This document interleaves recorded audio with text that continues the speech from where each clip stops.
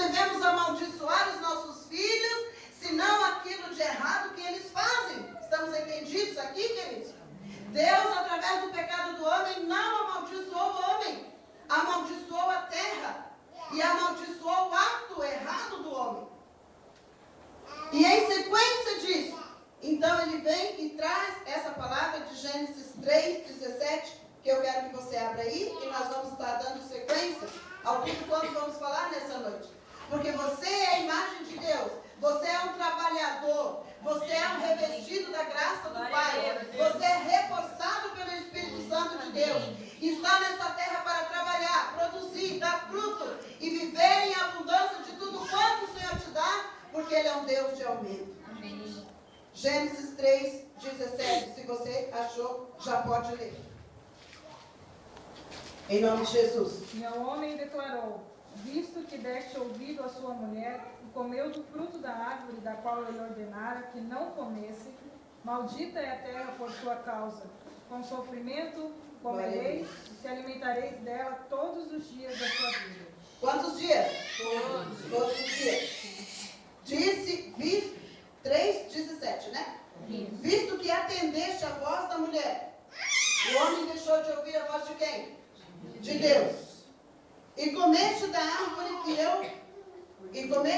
que a tua mulher, que eu te ordenara não comesse.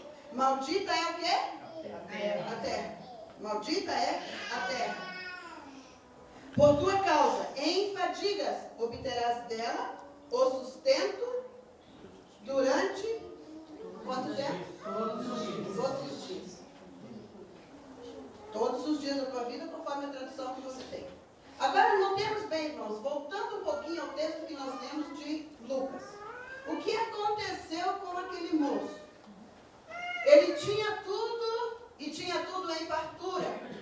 Filho pródigo, tinha tudo em fartura. E lembre-se que quando estamos falando dele, estamos falando de nós. E que quando estamos falando deste Pai, estamos falando de Deus. E eu quero dizer então, uma vez que Deus criou e fez todas as coisas em fartura, em abundância para a nossa vida, isto é, você vai ser aquele que trabalha, que vai produzir, que vai criar, que vai aumentar, que vai multiplicar e que não vai viver todos os teus dias em fadigas, senão em bênção de Deus. O que é que Deus tem para os seus filhos que são trabalhadores? Bênção, retribuição do teu trabalho, retribuição do teu esforço. Não importa que um dia o Senhor havia dito que esse trabalho iria ser aumentado, que a fadiga viria, que é a consequência do pecado, mas Ele abençoou aqueles que são dele. O Senhor não retirou a bênção do homem, não, Ele o abençoou. Não abençoou o pecado, senão abençoando a vida do homem do qual Ele havia criado. Então, o que nós vemos aqui na história do filho pródigo?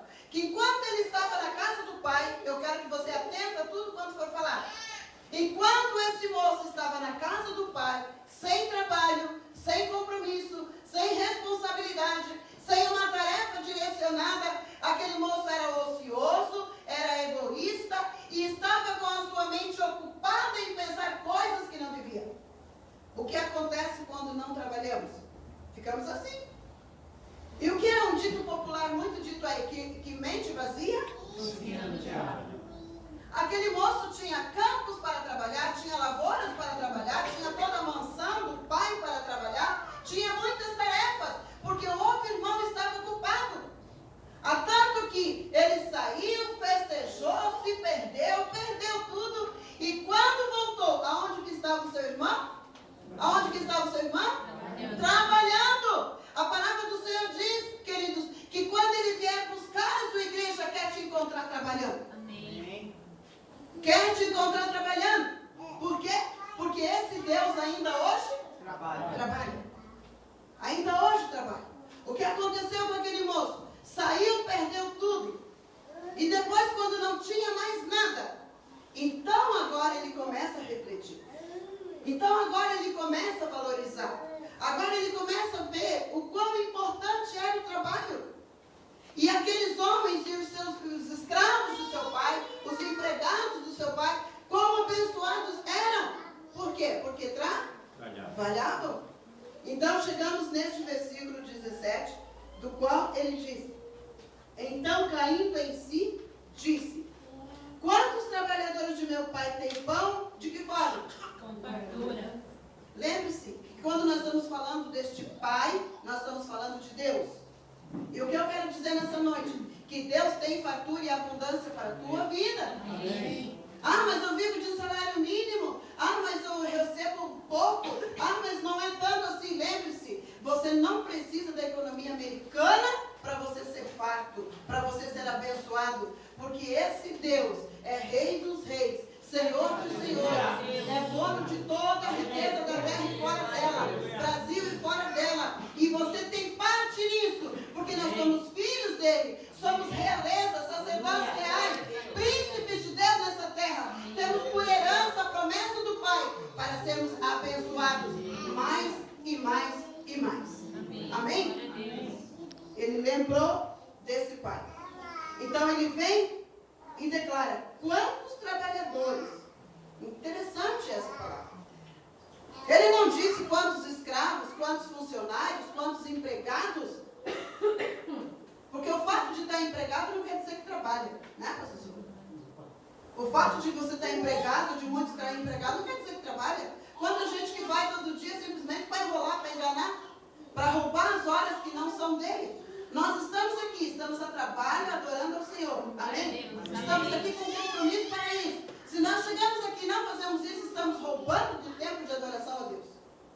Por isso, não perca tempo de vir na igreja se você não crê. Não perca tempo de vir na igreja se você não está nem aí para a palavra. Não perca tempo de estar aqui se você não deseja. Não perca teu tempo, porque Deus está ocupado com aqueles que trabalham. E que estão dispostos a entregar. Você saiu da tua casa, chegou aqui, agora dê a tua alegria, dê a tua saúde, dê a tua paz, dê a tua satisfação, dê a tua adoração. Isso é trabalhar nesse tempo agora devido que é o tempo de Deus.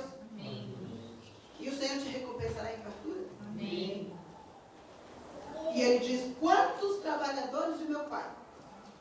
Quantos trabalhadores de meu pai?